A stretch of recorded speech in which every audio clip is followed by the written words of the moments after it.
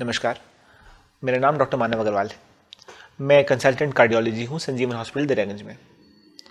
आज का topic of discussion है understanding heart attack. Heart attack जो कि एक डेडली इमरजेंसी है। हार्ट अटैक जिससे लाखों डेथ्स हर साल होती हैं पूरी दुनिया में। हार्ट अटैक होता क्या है? हार्ट एक ऐसा ऑर्गन है जो कि कंटिन्यूसली हमारे जन्म से लेकर हमारी मृत्यु तक कंटिन्यूसली पंप करता है और पूरी बॉडी को ब्लड सप्लाई करता है। इसका यह मतलब है कि हार्ट की फंक्शनिंग से पूरी बॉडी की फंक्शनिंग अफेक्टेड रहती है।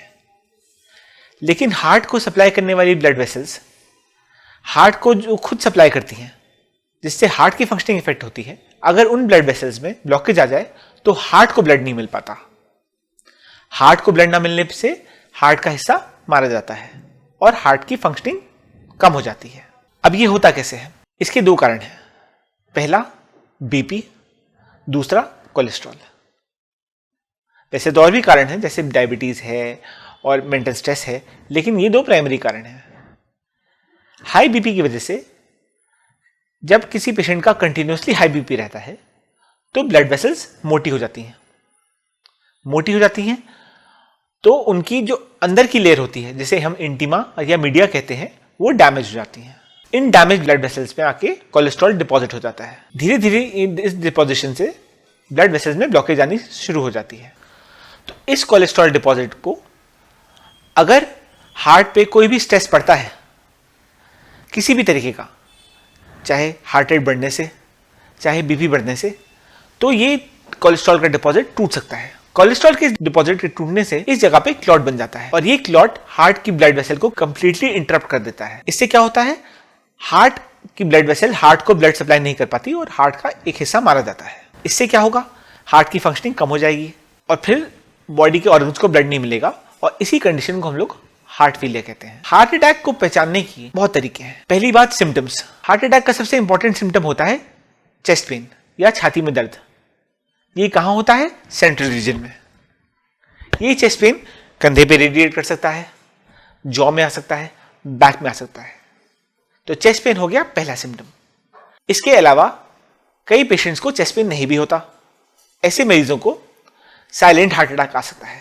ऐसे मरीजों को सांस फूल सकती है, घबराहट हो सकती है, चक्कर आ सकते हैं, उल्टी हो सकती है। तो ये 4-5 सिम्टम्स हार्ट अटैक को पहचानने में हेल्प करते हैं। अगर किसी पेशेंट को इस तरह की सिम्टम्स आए और वो शक करे कि मुझे हार्ट अटैक हुआ है, तो वो जल्द से जल्द हॉस्पिटल पहुंचने की कोशिश करे। हॉस्पिटल में उसका ईसीजी किया जाएगा, जिससे हम इमीडिएटली डायग्नोज कर लेंगे कि पेशेंट को हार्ट अटैक हुआ है कि नहीं हुआ है। उसके बाद पेशेंट का इको किया जाएगा। इको में क्या दिखता है?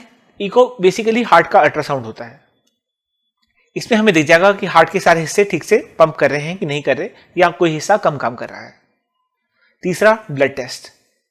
हार्ट की डैमेज मसल से कुछ प्रोटीन निकलते हैं जिन्हें हम ट्रोपोनिन्स कहते हैं। ये हम ब्लड टेस्ट में डिटेक्ट कर सकते हैं। अगर ये ट्रोपोनिन्स बढ़े हुए हैं तो फिर हार्ट अटैक की डायग्नोसिस कंप्लीट हो जाती है। ये डायग्नोसिस बन गई, इसके बाद पेशेंट को कार्डियक कैथ लैब में लेके जाया जाएगा, कार्डियक कैथेटराइजेशन लैब।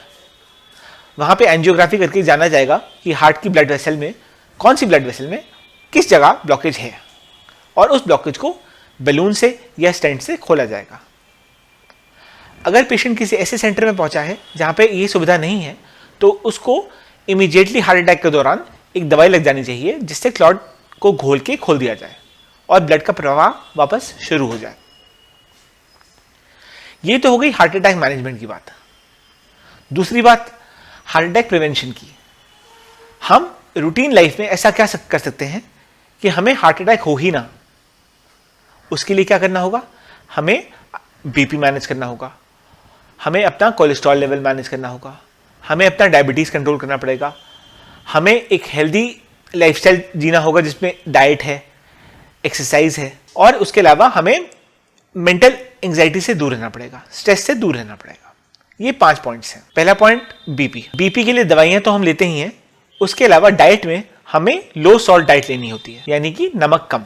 एक्सरसाइज जो गाइडलाइंस कहती हैं, एक्सरसाइज से मतलब या तो हम एक मॉडरेट लेवल की एक्सरसाइज करें जो कि टोटल 2.5 घंटा पर वीक होनी चाहिए, या फिर अगर हम कर सकते हैं तो हम इंक्रीज्ड या फिर हाई लेवल की एक्सरसाइज करें, यानी कि तेज रनिंग, जो कि 1.5 घंटा पर वीक हो सकती है। तीसरा, मेंटल स्ट्रेस। मेंटल स्ट्रेस से जितना दूर रहें उतना बेटर, क्योंकि मेंटल स्ट्रेस से क्या होगा, हमारा हार्ट रेट बढ़ेगा, कोलेस्ट्रॉल के वो डिपॉजिट्स अगर हैं तो टूटने की संभावना रहती है और क्लॉट बनने की संभावना रहती है। चौथा, कोलेस्ट्रॉल। कोलेस्ट्रॉल के लिए low fat diet is very important. Low fat diet लेनी चाहिए, low fat low salt diabetic diet for all the high risk patients. So diet, exercise, mental stress, दवाइयां और having a general healthy lifestyle leads to a healthy heart. Thank you.